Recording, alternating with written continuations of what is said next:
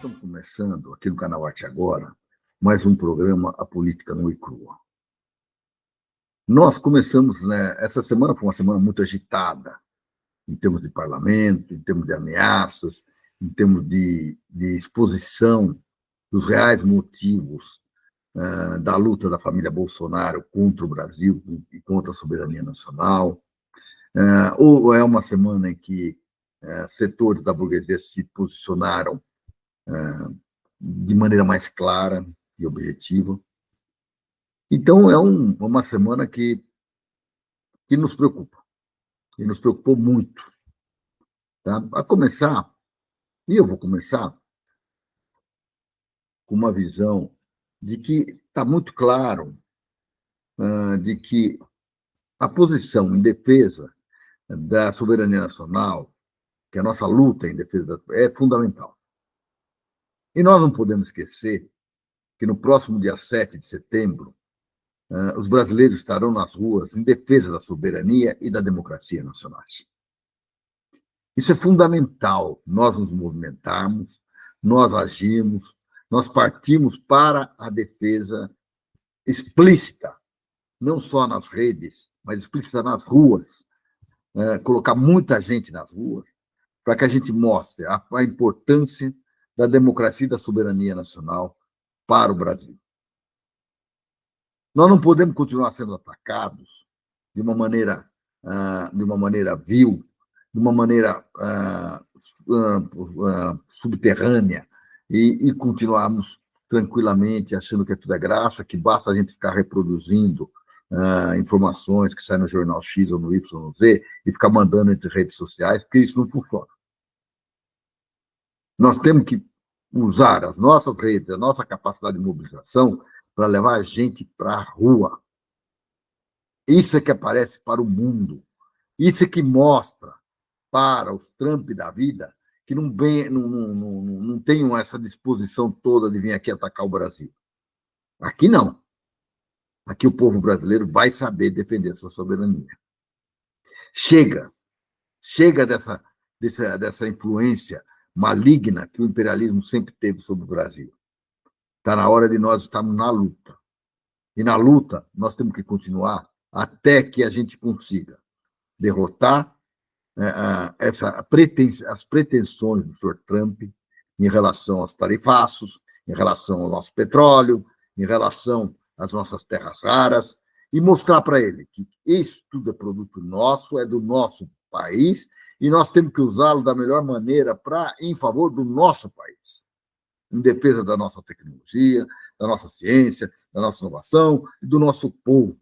Nós temos que trazer de volta para o povo o orgulho de estar fazendo parte de um país que está atuante, forte na defesa dos seus interesses, e não um país de vira-latas. Chega de vira-latismo. Chega. E por que eu falo nessa questão do vira-latismo? Porque também a gente tem que ter uma noção muito clara de que, em algum momento, quando começaram essas agressões, quer dizer, já quando começaram as agressões já vêm de muito tempo. E nós sempre consideramos que não eram tão importantes. Mas agora são. Porque agora atingiram setores do país que se achavam que estavam acima de tudo. Em defesa de um vendido traidor desse país, eles puseram em xeque, inclusive, os seus aliados. Inclusive o pessoal do agronegócio, que agora, levamos porrada. O pessoal da burguesia nacional, levamos porrada. O pessoal do mercado financeiro, que está, não estamos tão bem, estão levando porrada. E vão ser submetidos a uma série de questões que são importantes, que nós vamos discutir aqui. Então, nós, enquanto brasileiros, nós não podemos deixar essa situação desse jeito. Nós temos que defender o nosso país, acima de tudo. E não como alguns diziam. Não, Brasil acima de tudo e Deus acima de todos. O Deus deles era o Trump. E o Brasil, para eles, é a família Bolsonaro. Para esses, cadeia para a família Bolsonaro. E, senhor Trump, Vai cuidar do teu país. Não enche o saco aqui. Falando português, claro. Tá? Mas a gente tem que se preocupar e tem que se organizar. Nós não podemos deixar a bola correr. Por isso, as manifestações do dia 7 são extremamente importantes. Nós temos que nos organizar. Dia 7 sempre foi um dia onde a gente comemora a independência desse país, que aconteceu há 203 anos atrás. 203 anos atrás. É um dia em que, em São Paulo, por exemplo, e em algumas capitais também saem, os excluídos saem às ruas, é o grito dos excluídos. São aqueles que vivem na marginalidade, que passam fome, que moram embaixo de pontes, de viadutos, que moram nas próprias ruas, e que clamam por justiça e por melhoria desse país, por melhores condições de vida para o povo brasileiro. E é isso que está em jogo. Aqui não está em jogo, no dia 7, não vai estar em jogo a defesa de um infeliz maluco chamado Bolsonaro, e nem da sua família, muito menos da sua família. E que não precisam de apoio nenhum de ninguém. Como vocês puderam ver, eles, desde 2023 até hoje, só eles movimentaram quase 40 milhões de reais, de dinheiro aí que não se sabe nem de onde veio nem para onde vai. Mas que é dinheiro que vai na veia da luta contra o nosso país e contra a nossa soberania e contra a nossa democracia. Ou não é isso que o senhor Eduardo Bolsonaro está fazendo lá nos Estados Unidos? Ou trabalhando num lobby ferrado para usar aqueles malucos lá dos Estados Unidos para jogar contra o Brasil, contra a justiça brasileira, contra o legislativo brasileiro, contra o executivo brasileiro, contra o povo brasileiro. É isso que eles estão fazendo. E não fazem nada além disso. Então, pessoal, dia 7 de setembro é fundamental que a gente esteja na rua. É fundamental que todos nós estejamos dispostos a estar. De antemão, e vocês vão falar, porra, mas você não vai estar. De fato, não vou estar, porque eu vou ser operado 3 dias antes. Mas é a primeira que eu vou faltar. Tá? Mas não vou faltar por uma questão de comodismo, de ficar em casa, de não defender. E pode contar que, apesar de eu não poder locomover, eu não vou estar me locomovendo, eu vou estar atento, conversando com vocês, levando as informações e incentivando os companheiros a estarem nas ruas. E a mobilização do dia 7, o mote é um só. Quem manda no Brasil é o povo brasileiro. Somos nós. E nós temos que aprender a mandar nesse país. Primeiro, reconfirmando que nós é que estamos nas ruas para defender o nosso país. Que nós é que estamos nas ruas para defender a nossa democracia. Que nós que estamos nas ruas para defender a nossa Constituição Federal. Que nós é que estamos nas ruas para defender a nossa soberania nacional. Esse movimento, dia 7, ele vai ser convocado, ele está sendo convocado por centrais sindicais, movimentos sociais e entidades estudantis. No ato do Dia da Independência do Brasil, deverá reunir milhares de pessoas pelas ruas do país em defesa da soberania nacional que vem sendo atacada pelos Estados Unidos com auxílio de traidores da pátria bolsonaristas, que são os bolsonaristas. E eles estão atuando, e aí isso que é importante, que a gente tem colocado no nosso programa. Eles não estão atuando só lá, nos Estados Unidos. Eles estão atuando aqui. Estão atuando aqui dentro do Congresso. Eles estão atuando aqui dentro de todos os poderes. Eles têm influência. E está na hora da gente expurgar essa gente do país. Gente que joga contra o povo brasileiro e contra o Brasil não merece estar aqui. Você está preso, na cadeia. Como, aliás, no dia 2 de setembro, começa o julgamento do infeliz. E que vá para a cadeia definitiva, que nunca mais saia de lá. Não só ele, como toda a turma dele. E aqui, na chamada para o ato, eu vou destacar uma frase que foi dita pelo presidente da Central dos Trabalhadores e Trabalhadoras do Brasil, o Adilson Araújo. O Brasil enfrenta uma pressão inédita do imperialismo contra a independência do nosso poder judiciário e a imposição. Não é só do poder judiciário, não, hein? Ele está contra a independência do país. E a imposição de um tarefaço arbitrário e injusto, com o infame apoio de uma quinta coluna liderada pelo clã Bolsonaro. É preciso reagir. Nossa pátria não pode e não vai ficar de joelhos diante dos Estados Unidos e retroceder à condição de colônia. Isso é fundamental. E eu volto aqui a afirmar: o que está sendo atacado não é só o judiciário, é a democracia brasileira, é a nossa soberania. E olha, foram atacados setores empresariais, setores da economia, foram atacados do judiciário, estão sendo ameaçados de ser atacados. E outro dia até teve um movimento para não deixar abrir o Congresso. Vocês lembram disso? O cara lá se acorrentou, o outro não sei o quê, não queria deixar o Mota assumir a cadeira dele para abrir os trabalhos. Para 2 dias. Né? Então, a luta é de todos nós. Ela compromete os nossos empregos, ela compromete a nossa vida, a nossa qualidade de vida, os nossos projetos de construir um país muito mais igualitário, muito mais socialmente justo, muito mais tecnologicamente avançado, muito mais democrático e muito mais soberano. Nós temos que preservar a nossa soberania. E a nossa sobrevivência está em cima disso e apenas disso. Então, todos ao ato do dia 7 de setembro, que vai ser o ato de que nós vamos reafirmar: quem manda no Brasil é o povo brasileiro. Então, todos vocês que me assistem, e todos vocês, que é onde vocês atuam e têm influência, levem essa mensagem. Nós temos que ir às ruas no dia 7 de setembro para mostrar que quem manda no Brasil é o povo brasileiro. Isso não se mostra só através de redes sociais. Isso é importante. O trabalho nas redes sociais é importante, não nego. Mas se mostra na rua, com as nossas bandeiras, com a nossa vontade de estar lá para defender o nosso país.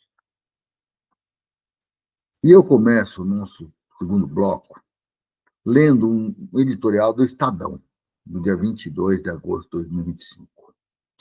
É importante a gente ver também o que a direita pensa.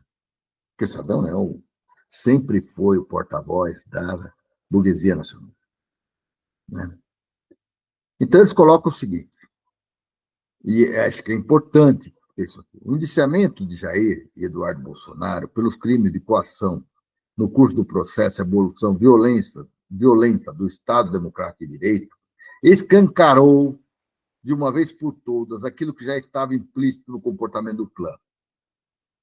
Sua única preocupação é garantir, a qualquer custo, que o ex-presidente jamais seja responsabilizado pela pletora de crimes que o fizeram réu perante o Supremo Tribunal Federal, na Ação Penal 2668, que trata da tentativa de golpe de Estado.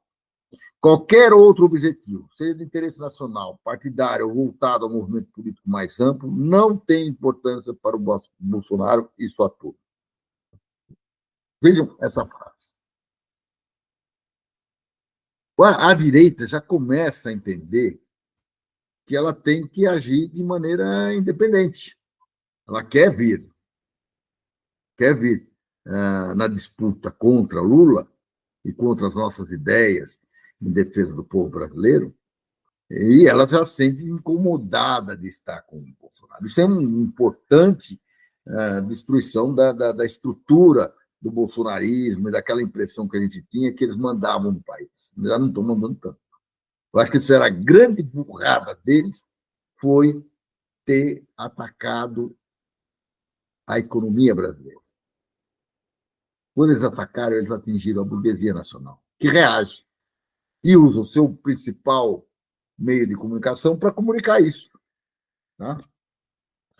Então, e aí eles terminam esse editorial dizendo o seguinte, que a cada revelação, e vocês ouviram várias essa semana, e até no programa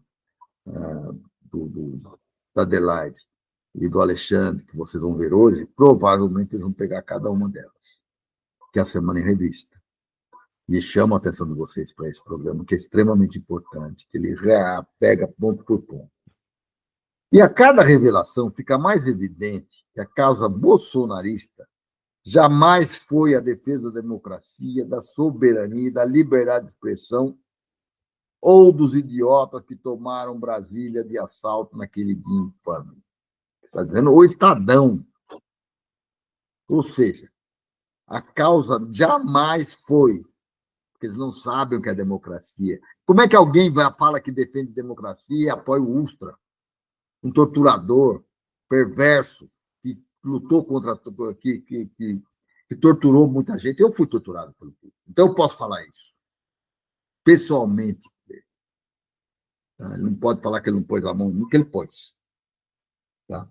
Então, todo aquele arcabouço que dava suporte à ditadura militar está aí. Essa que está defendendo a democracia. Que democracia que eles estão defendendo? A democracia da ditadura? A democracia em que as pessoas não tinham o direito de pensar diferente, de se posicionar diferente, de pensar num Brasil melhor, de ter esperança em construir um Brasil melhor? Olha aí, de novo, a palavra esperança, que é uma palavra revolucionária e forte. Então, você veja, a defesa, então, jamais foi a defesa da democracia, da soberania, da liberdade de expressão ou dos idiotas úteis. Olha, idiotas úteis. Vocês estão na cadeia porque querem, porque são burros. Não perceberam que a defesa do povo brasileiro não está junto do Brasil, não está com os Bolsonaro?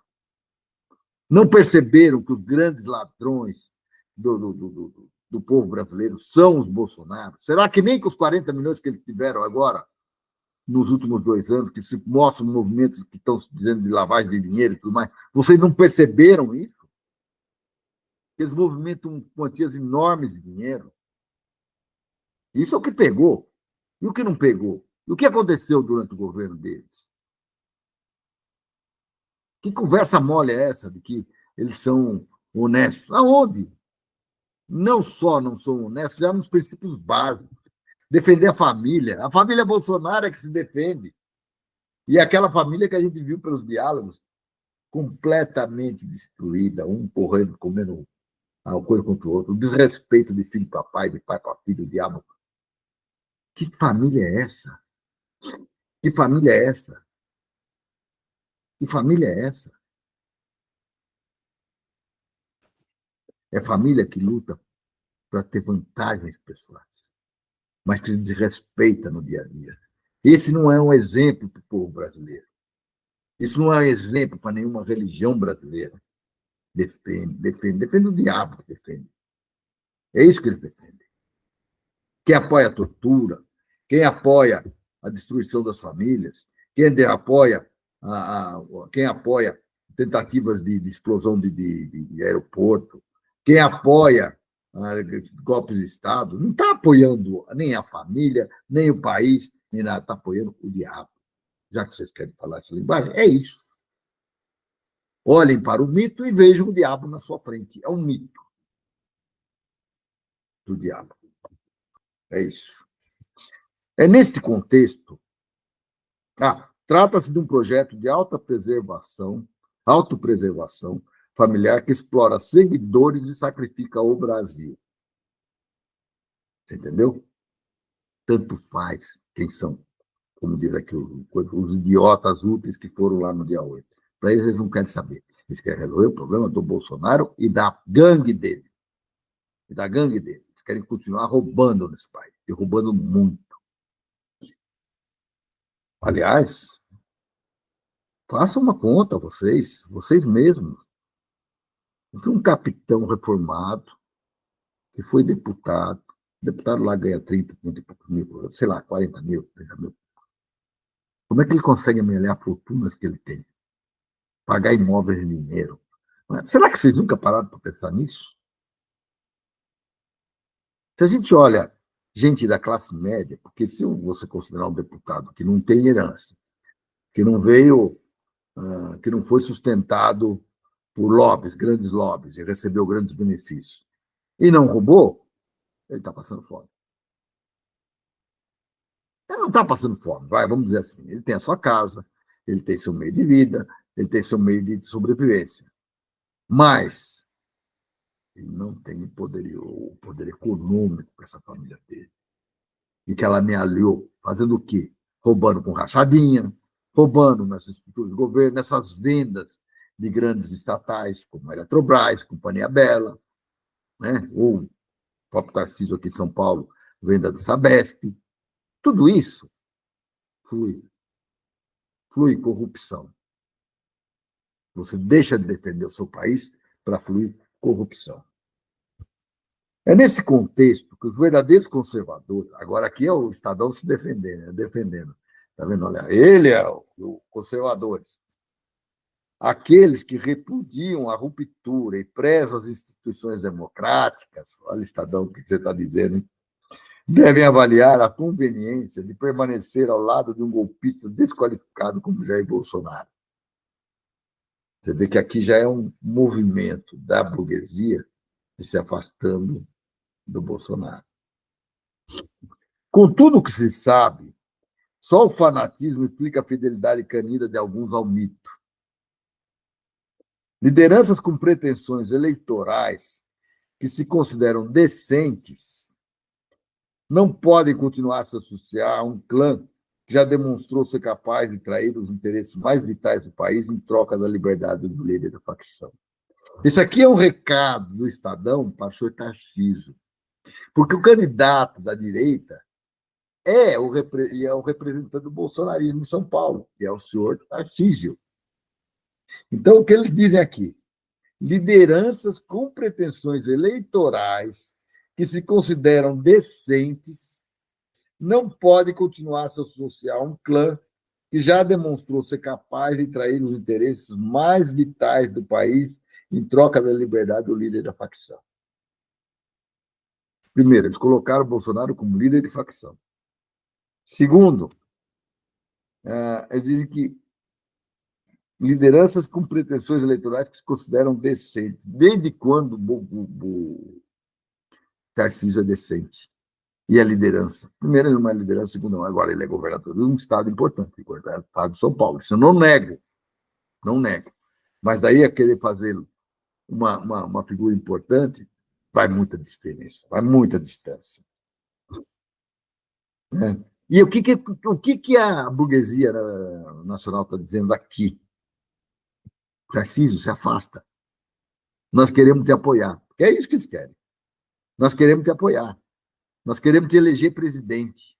Nós queremos acabar com esse bando de petistas e esquerdistas dentro do governo do Brasil. Ou seja, nós queremos manter nosso status quo. Nós não queremos aumento de impostos para a nossa classe. Nossa classe não minha, hein? Deles, né? Deles. Não, eu estou aqui lutando pelos 5 mil do imposto de renda aí. E dos 5 mil e dos 5 mil, porque está na minha faixa. Né? Agora, tem gente que não é assim, que está sonhando com seus dividendos, com seus milhões, bilhões que movimentam e tudo mais, e que se recusam a dar um pedacinho desse para a manutenção do Estado brasileiro. E preferem tirar daqueles que não têm, e que não podem, que ganham pouco, e que vão pagar imposto de renda. E vão pagar até 27% de imposto de renda. Então, essa é a lógica. Então, interessa para esse setor que o Estadão representa se desvincular do bolsonarismo e, de outro lado, se vincular a setores poderosos e lutar contra a criação de impostos de 10%. A 10%. Pô, tem trabalhador que paga 27%. na fonte. Vamos parar com isso, né? É justo reconhecer que no campo da direita, olha eles falando, hein? Já há quem se movimente pela construção de uma alternativa política democrática ao governo Lula da Silva, considerando que Bolsonaro é um zumbi político. Porra, percebeu? Que assim seja, pois o Brasil não pode seguir refém de uma família que intoxica o destino nacional com sua desgraça particular. Percebeu onde eles mexeram? Então, a burguesia começa a se movimentar também. Mas quer criar uma política, quer criar uma alternativa política democrática ao governo Lula da Silva. Porque não quer mais se filiar, não quer mais se associar a essa figura que é um zumbi político e que vai para a cadeia. E vai levar todos os filhos também para a cadeia. Filho, mulher, avó, tia, tudo que tiver aí, que tiver rodando na volta deles, vai acabar na cadeia. Porque eles não merecem qualquer consideração nossa. E assim, a gente é importante. Por que é importante? Por que eu peguei um artigo de um jornal de direita, de um jornal que é um jornal que defende a burguesia nacional, que defende setores do agro, que defende coisas. Por que eu peguei esse jornal? Para mostrar para vocês que nós temos que nos articular. Nós temos que nos articular muito, se nós quisermos, daqui a 1 ano e 2 meses, eleger novamente o Lula. Se nós quisermos isso, nós temos que estar muito atentos, porque a direita vai se organizar. E se hoje o Tarcísio está aí por cima da coisa, só olhando, conversando e tal, e não sei o quê, ele é por um motivo só. É por um motivo só, porque ele quer os votos do, do, do grande Bolsonaro, que é o grande líder dele, e que o elegeu em São Paulo. Ele quer. E assim como os outros governadores também que rolam na volta, querem uma vaguinha de vice-presidente, qualquer coisa assim. Tá? Então, é importante a gente estar atento, organizado e atuar para mostrar para o povo brasileiro, agora que a gente começa a subir na avaliação, as pessoas, os mais pobres, principalmente no Nordeste, começaram a sentir que o nosso movimento é em defesa deles, é em defesa do povo brasileiro, que a gente vai a fundo, para que a gente não perca a oportunidade de fazer esse país um país muito mais democrático, muito mais soberano, muito mais socialmente justo, muito mais igualitário e tecnologicamente avançado. Porque se a gente não for avançado tecnologicamente, ele não evolui. A gente vai continuar sendo vendedor de commodity. E vender matéria-prima e comprar produto acabado é prejuízo. Nós temos que criar essa dinâmica, a dinâmica de fortalecer a nossa sociedade, para que a gente possa agregar a esses produtos que nós temos em quantidade muito mais valor. Tá bom? Mas a gente tem que considerar também e pensar, né, que o povo brasileiro tem que começar a se preocupar um pouco com o que acontece nos governos estaduais. Porque quando eu olho aqui a lista, na, essa semana foi divulgada a Quest divulgou uma pesquisa em que mostrou que Caiado era o governador mais respeitado do país, com maior nível de aprovação altíssimo. Que o Ratinho, aquele que está destruindo a educação do povo paranaense, é o segundo lugar. Está destruindo totalmente a educação. E é segundo lugar. Que o Tarcísio é o terceiro lugar. O que o Tarcísio está fazendo para o Estado, a não ser destruir o Estado? Quando ele vende a Sabesp, o que ele faz? Quando ele vende e sai com a perspectiva de destruir o Estado de São Paulo, o que ele está fazendo? O que ele está fazendo? Então, e o povo não consegue perceber isso. Aonde tem uma avaliação piorzinha, a gente vai encontrar, por exemplo, aí no governo de Pernambuco. Mas aí também porque tem uma disputa muito forte entre a Lira e o Campos. Então, são disputas importantes que estão acontecendo. Então, aí começa a se mostrar qual é a diferença. Por que, que é diferente? Mas aqui não. Aqui nós não estamos atuando nesse sentido. E uma candidatura forte em Goiás, em Minas, porque o Minas está aí, no terceiro ou quarto lugar, também está, em Minas, São Paulo, Paraná, faz um estrago. Faz um estrago. Uma composição entre eles faz um estrago que não é pequeno. Tá? E ainda vem aí tal de Ciro Gomes aí, que vai entrar com o PSDB também. Fala um tal, porque esse cara, para mim, e nada é a mesma coisa. Vocês me desculpem, companheiro do Nordeste, mas Ciro Gomes nunca jogou ao lado do campo progressista. Sempre se disse progressista, mas sempre defendeu e sempre teve ao lado do que havia de pior na sociedade brasileira. Porque não entendia nem o momento político que a gente vivia. O momento que a gente precisa se unir para conseguir fazer um país muito mais sólido. Ele não, ele investe na divisão. E na divisão nós não vamos a lugar nenhum. Não vamos a lugar nenhum. Então, é uma coisa que me preocupa muito. Agora, o que me preocupa mais é a nossa própria burrice, a nossa preguiça de atuar. Vejam só, num dia nós perdemos a CPI do INSS para a extrema-direita no Congresso.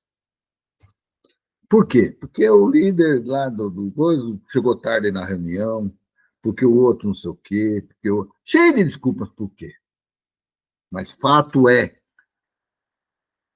por que nós vamos criar uma vitrine dessas para os caras que justamente surrupiaram a grana do povo pobre no INSS? Por quê?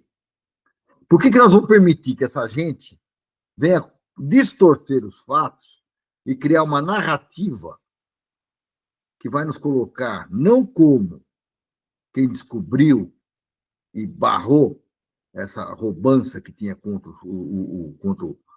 os pensionistas do INSS, e barrou, como nós fizemos isso, e vai nos colocar como nós temos culpado. Não foi o governo Bolsonaro, não. Não foi, não. Que o governo agora está, às duras custas, devolvendo esse dinheiro. E aí o que nós fizemos? Entregamos a presidência e a relatoria para, para o setor da direita. Ou seja, holofotes para eles. Que eles se fortaleçam. E olha, nós não entregamos para um cara que tem um pouco de bom senso. Não, nós entregamos porque há de pior deles. Então, isso é uma questão que não estava na hora da gente estar fazendo. Não estava mesmo. Não era, não. E aí? Vamos ao Senado? E aí se aprova, uma PL lá, se aprova, instituindo o voto papel. Ah, que as máquinas vão imprimir o voto papel. Tal.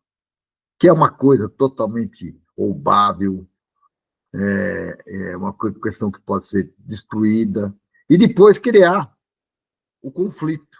Ah, o que a máquina apontou e o que o papel aponta são coisas diferentes. Quem me garante que isso aqui representa o que está aqui? Quem me garante que todos os votos que estão aqui vão estar aqui? Então, nós temos um sistema confiável eleitoral nesse país. Agora, nós ficamos dormindo para deixar a direita vir criar uma nova narrativa? Não tem sentido isso. Não tem sentido. E nós não podemos ficar nessa lenga-lenga. Tá? Bom, e aí a gente entra numa outra questão, que eu vou voltar a falar nela daqui a pouquinho. Mas o Banco do Brasil identifica a ação do bolsonarista e é pressionado a acionar a Polícia Federal. Qual que é a ação dos bolsonaristas? Em função da Magnitsky contra o Alexandre de Moraes, eles começaram a propagar que se o Banco do Brasil não assumisse e cortasse qualquer vínculo com Alexandre de Moraes, que o banco ia à falência, ia à destruição. E que era hora de todos retirarem o dinheiro das suas finanças dos bancos nacionais, principalmente do Banco do Brasil. Bom, e aí? Isso é ação de polícia, porque é criar pânico no mercado financeiro. Isso não é aquilo que a gente fala do mercado financeiro ser usurpando dos bens dos brasileiros. Não é isso aí. Estou falando de criar esse pânico. E isso precisa ter resposta. Ter resposta. E por falar nisso, criou muita polêmica essa semana uma questão que foi uma decisão do Dino que disse o seguinte: qualquer lei estrangeira, qualquer solicitação que se aplique à lei estrangeira no Brasil tem que passar pela aprovação do STF. Dê até uma pausa para vocês pensarem. Tem sentido nós discutirmos se isso é válido ou não, mas a imprensa entrou em polvorosa. Como nossos bancos não vão obedecer às determinações do presidente Trump? Se ele determinou Magnitsky contra o Alexandre de Moraes, e vai outras, provavelmente ele vai. Os bancos têm que, na hora, suprimir as contas bancárias, perseguir as pessoas, derrubar cartão de crédito, derrubar isso, derrubar aquilo, derrubar o outro. E, aliás, nós até um ou dois programas, nós discutimos até que o Bradesco já falava, não, nós temos que cumprir a lei. Lei, que lei? Você está aqui no Brasil, meu filho. E aí entra uma outra questão, que vem um pouco desse neoliberalismo que nós há anos estamos cultivando. Há 30 e tantos anos nós estamos cultivando, fortalecendo, dando força. Banco do Brasil, olha o nome, o banco é do Brasil. A Caixa Econômica Federal. Como é que eu vejo um Banco do Brasil, onde nós, o povo brasileiro, somos donos de 51% só e 49% é de estrangeiros? Onde é que eu vejo que nós vamos titubear num Banco do Brasil, a defender um cidadão brasileiro que foi, contra o qual foi sancionada uma lei que não é nossa, sem nenhum julgamento, sem nada. Basta uma futrica entre Eduardo Bolsonaro, família Bolsonaro, presidente Trump, ele, como o grande imperador do mundo, que ele se acha, aplique-se a lei Magnitsky no ato executivo contra o tal. E vamos atrás das finanças, vamos atrás dos bens do Ciro Moraes, porque ele não respeita os direitos humanos, ele não respeita nada, ele é um antidemocrata e tudo mais. Que tribunal julgou isto? Que tribunal, segundo as leis brasileiras, leis democráticas, a lei da Constituição Cidadã, definiu isso? Que tribunal? O tribunal vai definir? e o Bolsonaro e companhia bela e a turma dele lá, é problema.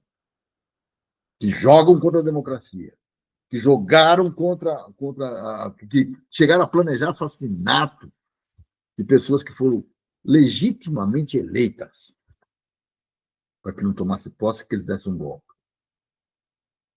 Esse nível de gente abjeta negocia com um cara que é totalmente abjeto, que defende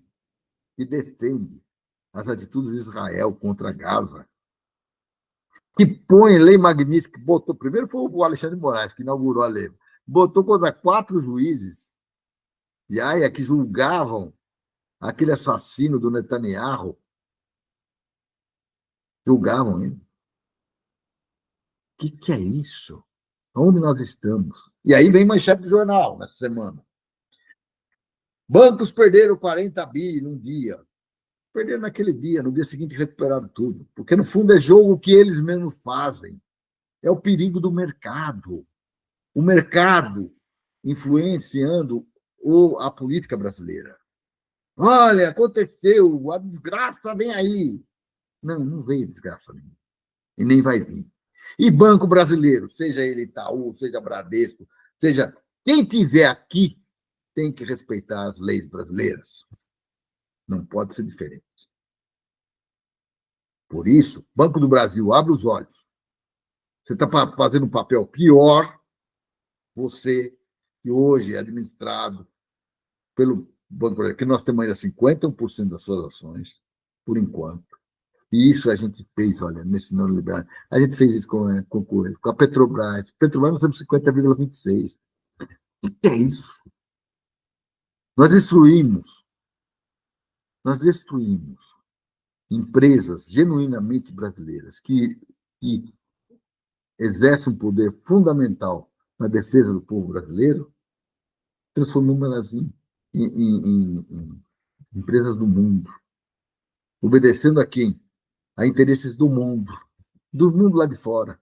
O que é isso? Onde nós estamos? Parabéns, Aldino. Parabéns mesmo. Aldino, que foi lá e falou, olha, aqui não. E o Moraes falou outro dia também a mesma coisa. Aqui não. E os outros medrosos juízes, que têm até medo, porque às vezes tem alguma coisa lá nos Estados Unidos, ficaram preocupados, mas tem que tomar uma posição em defesa do povo brasileiro. E nós, povo brasileiro, também temos que dizer para eles que quem manda no Brasil somos nós. Por isso, volto a chamar a atenção para o dia 7 de setembro de 2025. Nós temos que ir às ruas.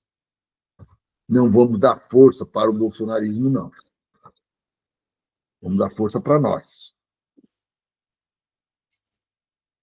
Bom, eu não poderia deixar de colocar aí, vou pegar aqui como base um artigo que o Vermelho publicou, que diz o seguinte, que o relatório da Polícia Federal expõe vileza do clã Bolsonaro e da extrema-direita. Fica evidente a traição nacional e a tentativa de coação do Poder Judiciário. Bolsonarismo se isola e fermenta tensões no campo da direita.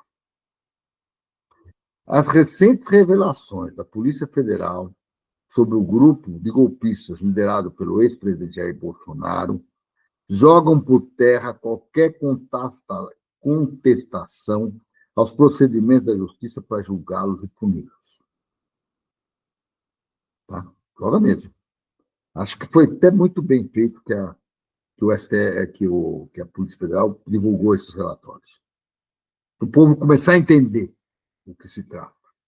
Ficaram absolutamente evidentes as manobras para atacar o ministro Alexandre de Moraes, o relator do caso do Supremo Tribunal Federal e o Poder Judiciário como um todo, a democracia e a soberania nacional. O relatório da PF mostrou estratégias articuladas para tentar deslegitimar o julgamento dos golpistas. Continua o artigo dizendo o seguinte, que o truculento filho do ex-presidente deputado Eduardo Bolsonaro, do PL de São Paulo, utilizando-se de linguajar raso e chulo, típico do grupo golpista, confessou que a proposta de anistia não tem finalidade de financiar os presos pelos atos golpistas de 8 de janeiro, mas a busca de uma saída individual para Jair Bolsonaro. Olha, quando ele fala aqui pelos atos golpistas, o beneficiar os presos pelos atos golpistas, são aqueles que o Estadão fala que são os idiotas úteis, lá no começo do programa a gente falou.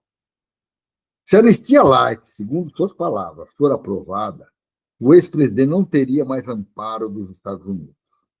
As mensagens também revelam divisões no grupo, inclusive com Eduardo atacando o governador Tarcísio e se dirigindo ao pai com seu palavrório desqualificado. O grupo também age com chantagem, na continuação, defendendo a ideia de que o tarifaço de Trump só será revogado se houver anistia a Bolsonaro e seu bando. Que é isso, é um bando. Ou seja, em primeiro lugar está o objetivo de levar o ex-presidente na prisão. As trombadas de Eduardo com o pai não escondem que ambos atuam como aliados do governo dos Estados Unidos.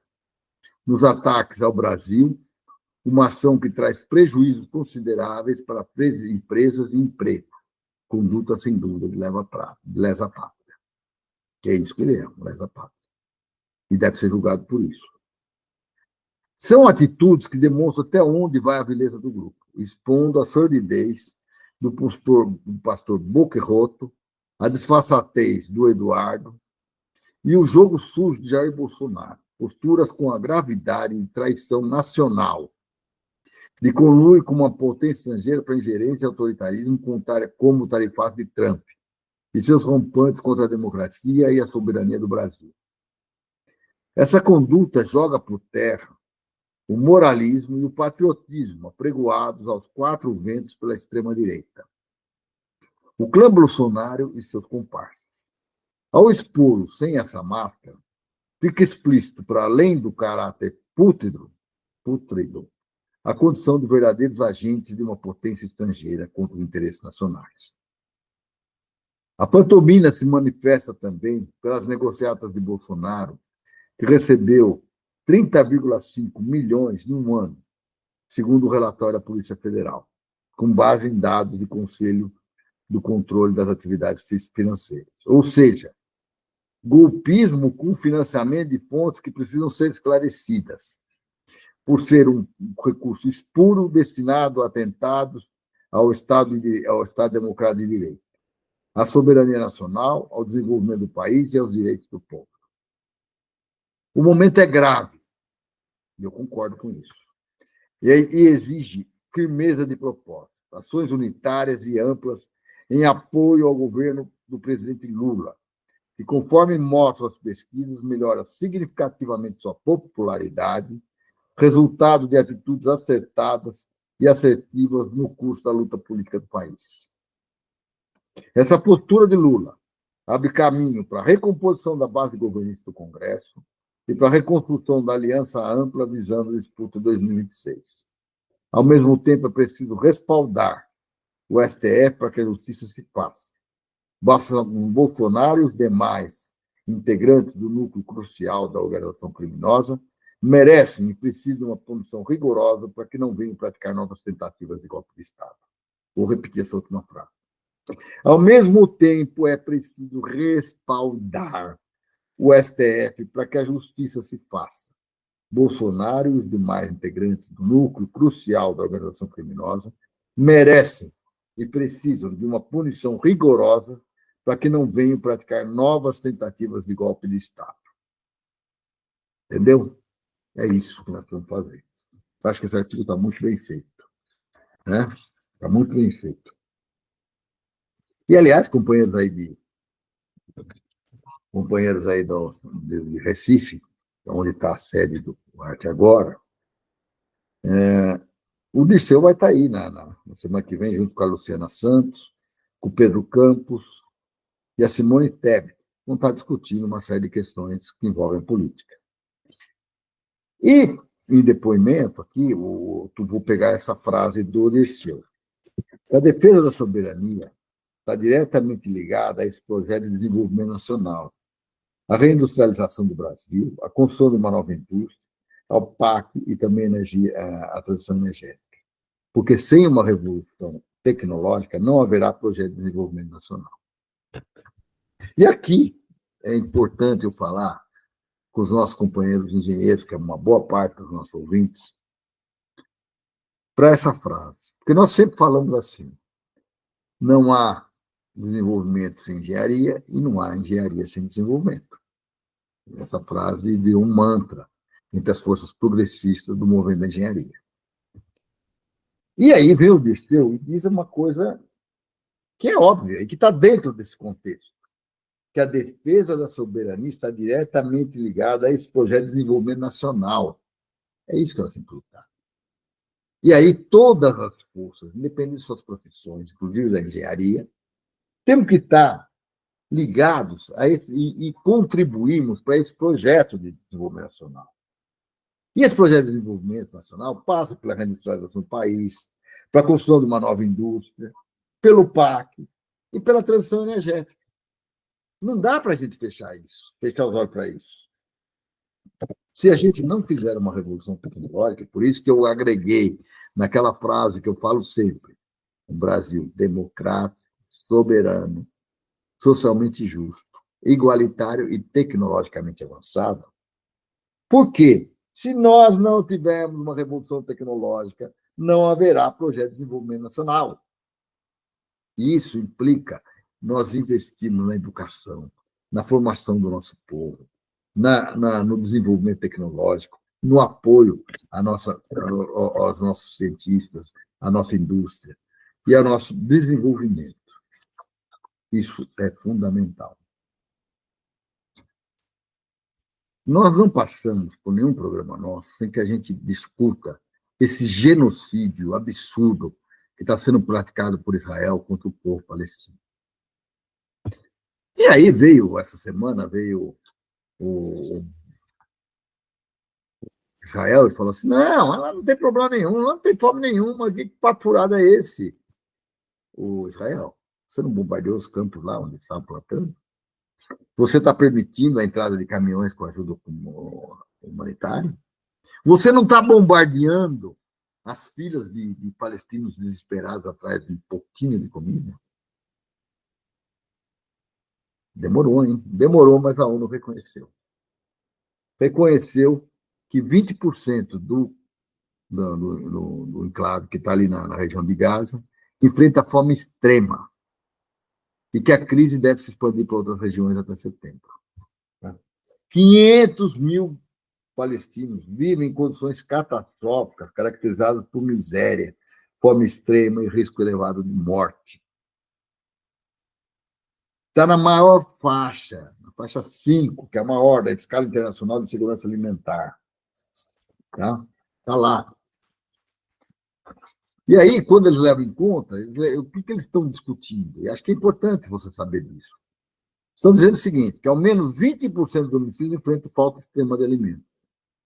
30% das crianças apresentam sinais de desnutrição aguda. 2 a 4 pessoas a cada 10 mil morrem diariamente em inanição. E em Gaza, os 3 limites foram ultrapassados após 22 meses de guerra entre Israel e Hamas. E foi muito ultrapassado. Tá? Atualmente, além dos 500 mil em situação de fome, outros 1,7 milhões de palestinos, mais da metade da população do enclave, é bom fazer isso, porque senão a gente fica fazendo comparação com países muito maiores. 2 milhões lá. Enfrentam níveis de emergência alimentar, a segunda categoria mais grave. O restante dos 2 milhões dos habitantes de Gaza sofrem com fome severa, ou seja, a população está toda sofrendo de privação. E ele aponta, esse relatório da ONU, que essa crise foi provocada por uma combinação de fatores.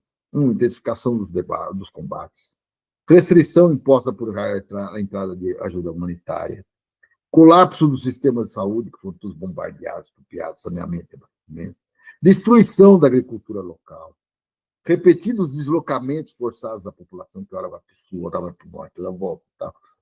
E a ONU alerta que a fome não se limita a esquecer de alimentos, mas reflete o colapso deliberado de sistemas essenciais à sobrevivência humana. Eu vou fechar esse comentário com um comentário do secretário-geral da ONU, Antônio Guterres. Ele afirmou: a fome em Gaza é um desastre causado por um homem, uma acusação moral e um fracasso da própria humanidade. Então, um desastre causado pelo homem, uma acusação moral e um fracasso da própria humanidade. As pessoas estão morrendo de fome, as crianças estão morrendo, e aqueles que têm deveres de agir estão falhando. Chega de desculpa. A hora de agir não é amanhã, é agora. Vou repetir de novo. As pessoas estão morrendo de fome em Gaza. As crianças estão morrendo, e aqueles que têm o dever de agir estão falhando. Chega de desculpa, a hora de agir. Não é amanhã. Não é amanhã que nós temos que agir. Tem que agir agora. Então, pessoal, temos que condenar de todos os jeitos possíveis e imagináveis esse absurdo que se comete contra a população palestina. Bom, por último, eu vou comentar, agora eu vou falar com os engenheiros, tá? Eu vou comentar dois fatos que são extremamente importantes e que têm relação. Na campanha para a eleição do CREA São Paulo, não foi 2021, não me lembro. Não sei se eu estou certo ou estou errado na data. Eu conheci um engenheiro mecânico, chamado Afonso Barbosa, que se chama Afonso Barbosa, e nós estivemos atuando juntos no apoio de uma outra candidatura. Uma candidatura de um outro companheiro que era oposição ao sistema do CREA.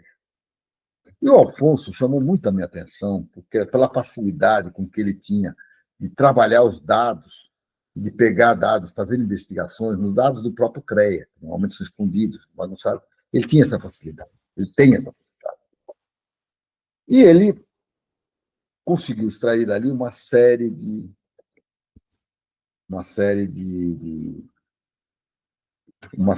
informações que mostravam a forma de atuar daquela administração que estava corrente no CREA e que acabou se elegendo de novo. Bom, passado esse processo, aquela administração agiu de uma maneira. Ele pegou e entrou com ações contra o Zé Manuel, que era o candidato a presidente do CREA São Paulo, e entrou contra o Alfonso Barbosa também. O Zé Manuel, como tinha uma estrutura jurídica mais forte, já logo acabou com a graça deles. Né?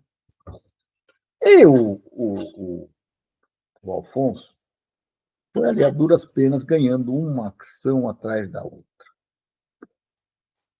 Mas sem que ele soubesse, por muitos meses, correu um processo dentro do Conselho de Ética do CREA São Paulo contra ele. Aquelas ações, as mesmas ações que eles perderam na justiça, eles retomaram aqui no processo do Conselho de Ética. E aí eles conseguiram a disfarçatez de pegar, e antes, na quinta-feira, que é dia 21, aprovar em plenário a suspensão do Alfonso por 3 anos e meio, se não me engano. Eu não tenho ainda a sentença na mão para confirmar, mas eles fizeram isso. E para isso eles se serviram de algumas questões, de algumas coisas que a gente denuncia. Primeiro, que esse sistema está podre. Porque quando eles agrediram uma pessoa por apontar, em vez de receber esses apontamentos e essas denúncias e partirem para conferir, para corrigir o sistema, eles partiram contra a pessoa que levantava os assuntos. Quando eles fizeram isso, eles fizeram uma agressão não só, que é muito grave, e que vai ter consequências muito sérias na família dele, porque o Alfonso, que vocês não sabem, ele trabalha como engenheiro, ele vive da engenharia, ele é um engenheiro mecânico. E você suspendê-lo por 3 anos e meio significa você fazer com que ele perca as condições de sobrevivência dele e da família dele. E por razões que não são muito claras. Razões que configuram aquele ambiente que cerca o sistema Confia-CREA. E hoje, aquele presidente daquele tempo do CREA São Paulo é presidente do Confia. E cercam essa lógica de coisa. É uma lógica que é perversa. É uma lógica que é composta por uma série de subterfúgios para viver no submundo do mundo e aproveitando da boa vontade da engenharia como um todo. Então, todo o nosso apoio ao Afonso Barbosa, que ele se mantenha firme e forte, que conte com o nosso apoio. Agora, eu tenho que lembrar que nós temos uma estrutura nos CREAs que não é uma estrutura que é confiável e que está em processo de perpetuação. Ou não é? Essa PL 1024 que está correndo agora na CCJ, o que ela permite? Primeiro, ela tira o direito que tinham as entidades, as associações, os sindicatos que eram filiados ao sistema, de receber 15% das anotações de responsabilidade técnica que são impressas pelos profissionais e que eles decidiam para quem ia, ou seja, aquela entidade que eu confio, eu vou mandar esses 15%, para que elas tivessem uma sobrevivência e tivessem dignidade para defender os seus profissionais. Mas não. Quando se tira isso, faz com que elas virem subalternas do presidente do CREA ou do presidente do Confia. E elas ficam, porque reféns, porque para elas sobreviverem, boca calada e subserviência. E aí eu monto os conselhos dos CREAs estaduais e do Conselho Nacional, eu monto com quem? O nacional ainda tem votação, tá? É diferente. Mas o Conselho Estadual, eu monto com quem? Com aquele pessoal que é subserviente a mim. Então, vocês acham que o Afonso teria um julgamento justo num conselho que é montado para atender os interesses de quem governa o CREA São Paulo? Ou que governa os outros? Não. Porque se eles ousarem analisar o porquê, a incoerência da suspensão do Afonso, eles vão ser excluídos. E as suas entidades vão ser penalizadas. Por quê? Porque elas não têm independência. Elas são dependentes. E, como tal, não vai para frente. Então, um sistema que agrega 1.300.000 engenheiros, agrônomos, geólogos, geógrafos, mais, chama tudo engenheiro. Este sistema ele é construído para preservar quem está no poder. E vai ficar pior agora com a PL 1024. Primeiro, investiram contra, isso ainda enquanto estava discutindo lá atrás, contra a receita das próprias entidades, que eram dadas pelo profissional, que reconhecia na sua entidade a sua importância e a sua força. Hoje elas são um clube de amigos. Depois, eles pegam e trabalham para dar plano de saúde e outros benefícios para cargos que, pela própria Lei 5.194 original, são honoríficos.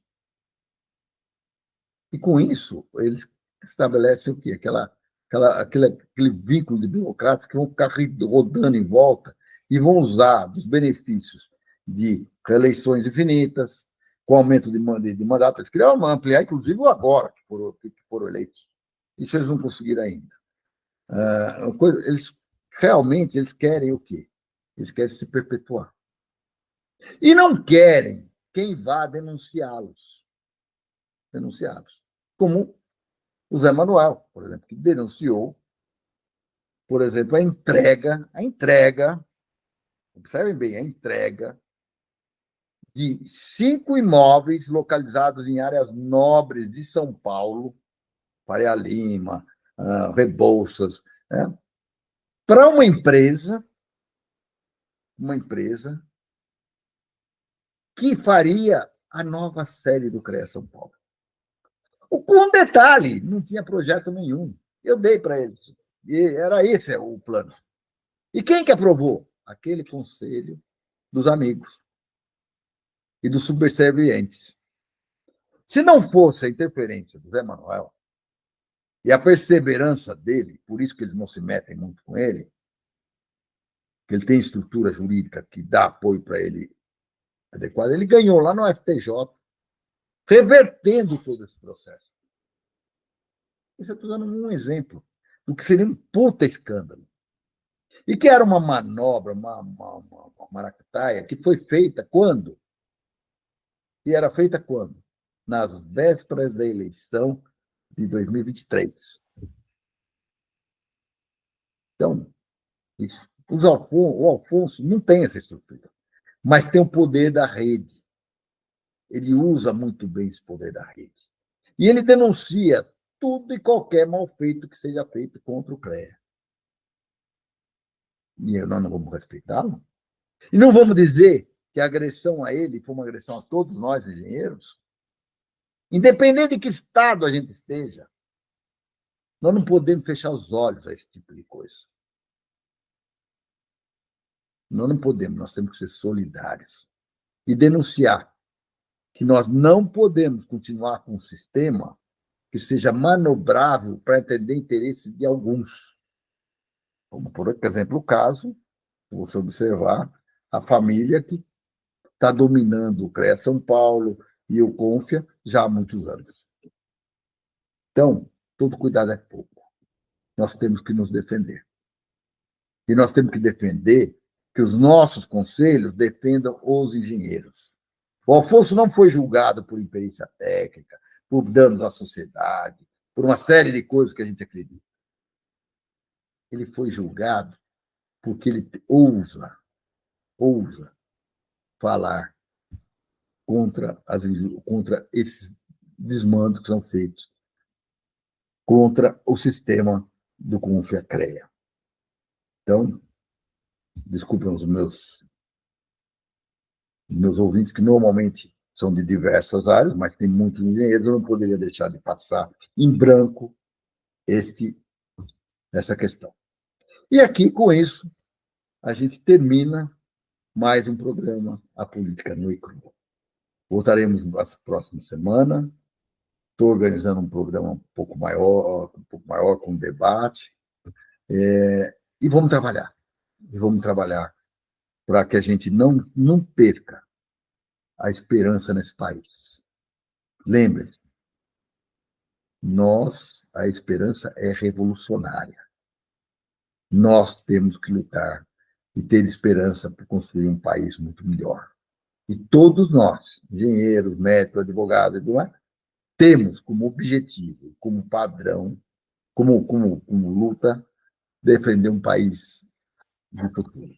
E, para isso, nós temos que investir na educação, nós temos que investir na cultura, nós temos que investir num projeto de país onde a gente mire o futuro da sociedade brasileira. Tchau.